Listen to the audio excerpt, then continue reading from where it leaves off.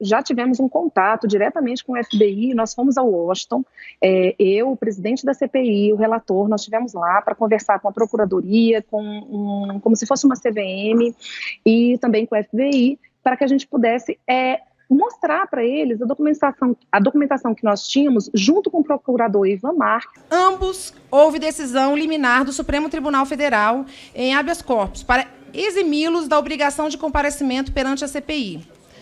Isso é algo inaceitável, que já chegamos, qual é o número? 21, que não compareceram. Infelizmente, tivemos uma intervenção muito grande do STF. Foi dado, por alguns ministros, a oportunidade de eles nem sequer comparecerem à CPI. Foi orientado para ficar calado, então, para não responder nenhuma pergunta. Há quanto tempo o senhor trabalha na JBS?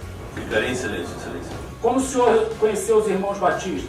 Permanecerei em silêncio. Informo que para hoje também havia sido convocado o senhor Luiz Antônio Mameri, ex-executivo da Odebrecht. Saliento vossas excelências que para o senhor Paulo Sérgio Formigoni de Oliveira houve decisão liminar do Supremo Tribunal Federal em habeas corpus. Houve solicitação ao Supremo Federal e à Procuradoria-Geral da República para a tomada do depoimento. Informo que tanto o STF quanto a Procuradoria-Geral da República não se manifestaram sobre a solicitação da CPI.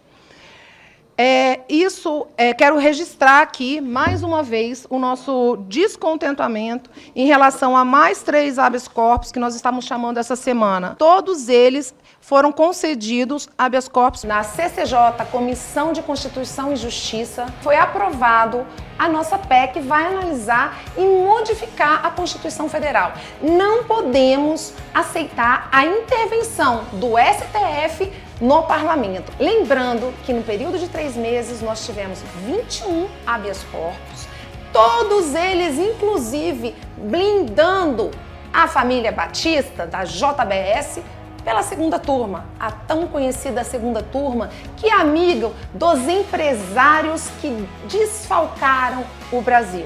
Nós não podemos aceitar essa intervenção. E que foi no mesmo dia que os agentes americanos estiveram no meu gabinete, eles estiveram dizendo o seguinte, que não existe, a transparência do banco foi tanta que eles mostraram, inclusive, do resultado, mas eles mesmos mostraram que a auditoria não chegou aonde tinha que chegar, ela não tinha acesso a documentos sigilosos, ela não teve como objeto o Joesley e nem o Palocci, porque eles já estavam sob acordo, quer dizer, foi uma auditoria que foi feita uma auditoria vários momentos no BNDES, que alguns questionamentos na CPI, que era o quê? Uma auditoria para inglês ver, literalmente isso. Além do que, deixa-se muito suspeito, além do valor, que eu acho um valor altíssimo, mas nós não estamos falando de 42 bilhões, nós estamos falando de 500 bilhões. O prejuízo, as pessoas ficam presas na auditoria, temos que ver a auditoria, mas nós temos que ver o prejuízo que nós tivemos. Como que servidores tão competentes, pessoas tão qualificadas aceitavam tudo isso? Tinha alguma coisa por trás. E o Antônio Palocci, quando esteve aqui, ele falou, olha, da presidência, que era a diretoria que auxiliava a presidência, para cima, tinha sim um esquema, ele deixou isso claro para todos nós. Embaixo, as pessoas eram técnicas, e eram mesmo. Mas o que eles fizeram? Eles regulamentaram uma bonificação. Então, se foi distribuído para todos os servidores mais de 4 bilhões de bonificação com o nosso dinheiro, o dinheiro de todo trabalhador, porque quanto mais se emprestasse, mais se ganhava. E naquele momento, em 2008, quem de nós poderíamos sonhar que um presidente da República iria para uma cadeia, ou que um grande empresário como Marcelo iria para a cadeia? Então, infelizmente, nós temos aí o que? A amostra sincera do que é valores e ética para a nossa sociedade. Por isso que eu digo que nós temos que ensinar as nossas crianças valores, porque naquele momento a impunidade era algo que estava no senso coletivo. Então nunca se pensou, então um servidor, por mais competente que ele fosse, ele estava recebendo a mais, ele sabia que não existia e não ia acontecer nada, e ele liberou vários projetos que ele sabia que tinha risco, ele sabia que a auditoria era uma auditoria para inglês ver, ele sabia de tudo isso, mas ele ganhava para isso regularmente. E esse contato foi estabelecido naquele primeiro momento. Então, a partir desse momento, nós nos comprometemos de estar fazendo um relatório que foi aprovado na CPI, junto com outros votos separados, que a gente fizesse a tradução e iríamos entregar. A minha surpresa foi que, no decorrer da CPI, nós tivemos acesso a muitos outros documentos, e um deles que nos chamou muita atenção foi as atas da CAMEX. Eu estudei, assim, praticamente todas as atas desde 2003, coisa que estava sob sigilo, e hoje o governo já colocou no mural da transparência, qualquer um tem acesso a essas atas, mas eu fui verificando, porque o que é a CAMEX? Era um conselho dos ministérios ali, para que a gente pudesse, porque era ali que eram decididas as políticas que iriam ser para todos os investimentos internacionais. Mas antes da CAMEX, se tinha uma reunião da COFIG, que também foi feita pela CAMEX, essa abertura desse conselho, né, que é um conselho técnico, que fazia todos os estudos técnicos para que a CAMEX tomasse a decisão. Então, me chamou muito a atenção que muitas pessoas acham que o dinheiro emprestado só foi através do BNDES, e, para nossa surpresa, não foi só através do BNDES. Vários programas de incentivo a países socialistas na época foram subsidiados através do nosso dinheiro para esses países. E aí eu digo Cuba, Venezuela, Angola, todos esses que não passaram necessariamente pelo BNDES. Isso nos chamou muita atenção. E aí nós comentamos isso naquela primeira entrevista que nós tivemos lá, junto com todas essas autoridades americanas, junto com também o procurador Ivan Marques. E, para minha surpresa, eu, com todas essas informações, e tem uma situação que nos deixou muito intrigada, a questão dos mais médicos.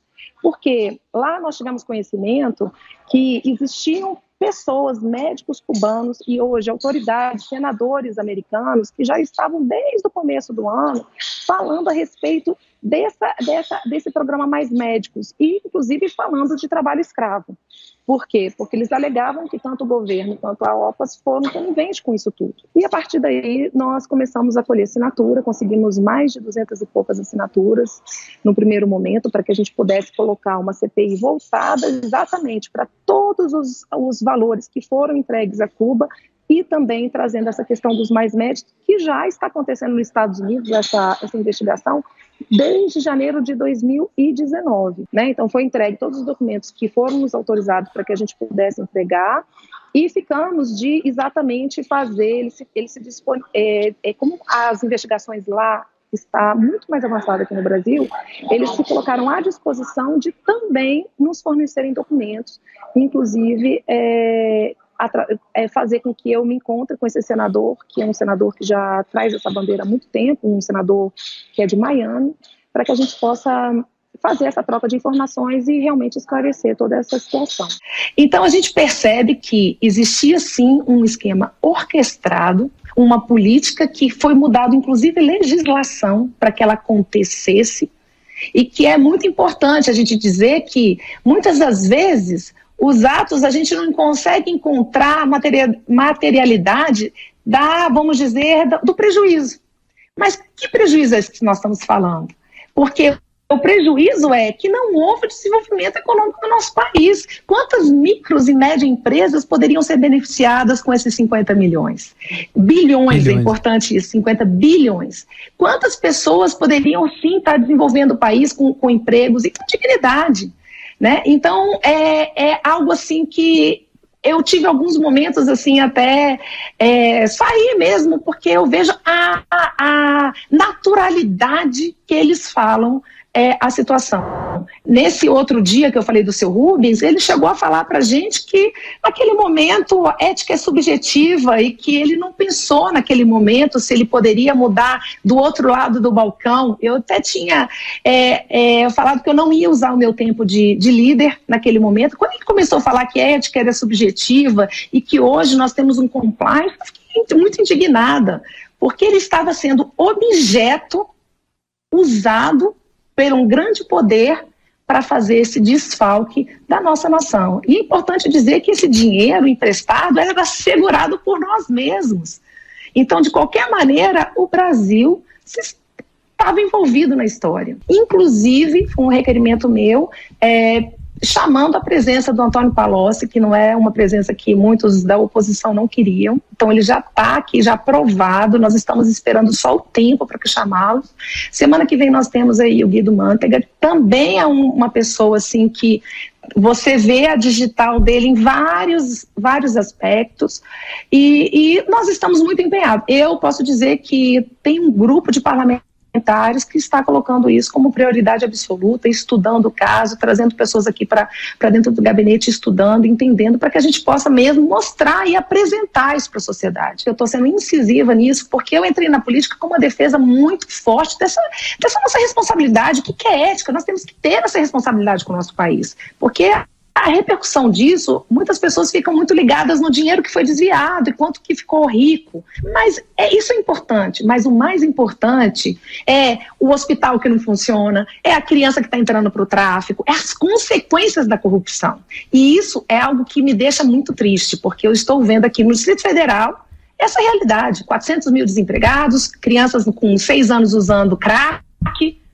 hospital que não funciona, e isso parece que é algo meio que natural. O brasileiro ficou meio que anestesiado que a corrupção existe. Então a gente tem que mostrar que não é certo isso. E foi muito interessante que um depoente, que é o Rubens, ele falou isso, a ética é subjetiva. Naquela época eu não faria, naquela época eu não achei problema, hoje eu não faria.